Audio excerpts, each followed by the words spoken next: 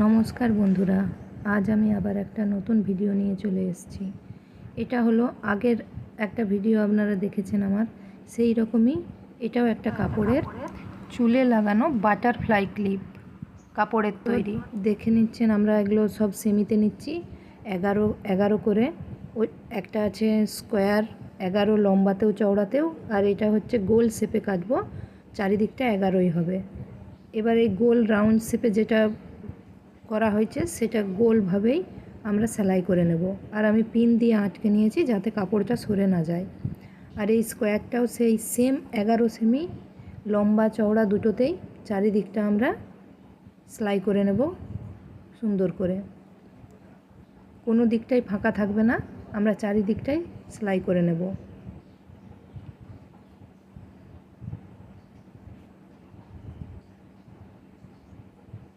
চারিদিকটা সেলাই করে নেবার পর পিনগুলোকে খুলে নিয়ে আমরা এই গোলটাকে, দেখুন আমার এক্সট্রা অনেক কাপড় আছে, তো আমি ওই এক্সট্রা কাপড়গুলোকে বাদ দিয়ে দিলাম। বাদ দিয়ে দেওয়ার পর এই কাপড়টার মিডিলে আমি ফুটো করব। মিডিলটা কেটে নেব অল্প, যতটা মানে কাটার দরকার বেরোনোর জন্য, কাপড়টাকে উল্টানোর জন্য যতটা কাটার প্রয়োজন আছে ততটাই কাটবেন। বেশি কাটলে খারাপ লাগবে কেন, চেষ্টা করবেন যাতে কম কাটাতেই আমরা বের করে নিতে পারি, কিন্তু না যদি বেরোয় তখন আমরা আর একটু কেটে নেব। তো উল্টিয়ে নিচ্ছি আমি, আর সুন্দর করে সাইডগুলোকে ভালো করে বের করে নিতে হবে এবং আমি আয়রনও করে নেব। এটা আমার যেহেতু স্যাটিনের কাপড় আছে সেই জন্য একটু ডিজাইনটা আসতে খারাপ লাগছে দেখুন। তো এটাকে যখন আমি আয়রন করে নেব তখন দেখবেন ঠিক হয়ে যাবে। আর স্কোয়ারটাকেও সেমভাবে কেটে নেব মিডিলটাতে। মিডিলটা কেটে নেবার পর উল্টিয়ে নেব। আর এই কণগুলোকে বাগানোর জন্য পেন বা কোনো ছুঁচালো একটু অল্প জিনিসের মধ্যে আমি বাগিয়ে নেব। এই দেখুন আয়রন করে নিয়েছি এবং ডবল ভাঁজ করে নিয়েছি। এইটা কোনাকুনি, স্কোয়ারটাকে আমরা কোনাকুনি ভাঁজ করব এবং গোলটাকে হাফ সার্কেল করব। দেখে নিন সেম এইরকমভাবেই আমরা যেই দাগগুলো পড়েছে ওই দাগগুলো এইরকমভাবেই বসাবো এবং কাঁথা স্টিচের মতো লম্বা লম্বা একটা ছুঁচ সুতোর সাহায্যে সেলাই দিয়ে দেবো। ওপরের রাউন্ডটা কিন্তু ওই স্কোয়ারটার অল্প ভেতরেই থাকবে, একদম এন্ডে লাগানো চলবে না, অল্প ওর ওপরে রেখেই লাগাতে হবে।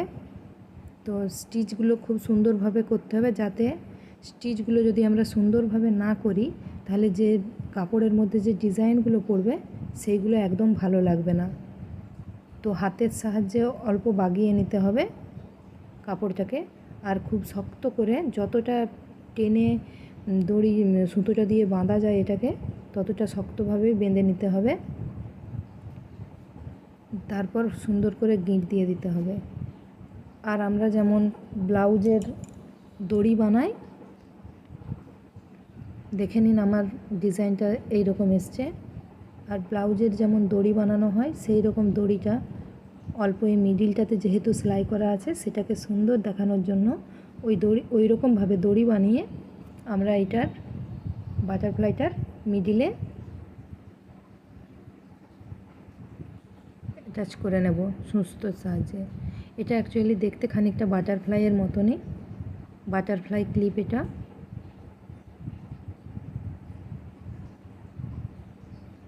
এটা গ্লু গানের সাহায্যে আমরা চিটিয়ে নেব। এটা আপনারা গার্ডারেও ব্যবহার করতে পারেন বা ক্লিপেও। ভিডিওটা ভালো লাগলে লাইক, শেয়ার, কমেন্ট করতে ভুলবেন না। আরও নতুন নতুন ভিডিও পেতে আমার চ্যানেলটাকে সাবস্ক্রাইব করুন। পুরো দেখার জন্য ধন্যবাদ।